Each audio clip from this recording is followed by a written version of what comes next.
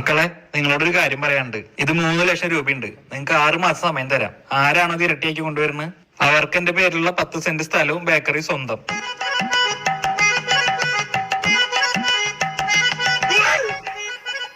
ആ 17 Pro Max അവന്റെ 1.5 ലക്ഷം തീർന്നു.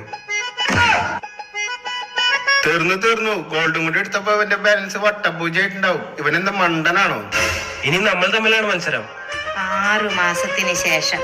മക്കളെ, നിങ്ങൾ ഓരോരുത്തരും എത്ര വീതം സമ്പാദിച്ചു? അച്ഛൻ തന്ന 3 ലക്ഷം രൂപ ഞാൻ ഷെയർ മാർക്കറ്റിൽ ഇട്ടപ്പോ 10 ലക്ഷം രൂപയാക്കി. സൂപ്പർ മോനെ. ഗോകുലെ, നീയോ? അച്ഛൻ തന്ന 3 ലക്ഷം ഞാൻ റിയൽ എസ്റ്റേറ്റിലിട്ട് അത് 15 ലക്ഷം ആക്കി. Well done Gokul.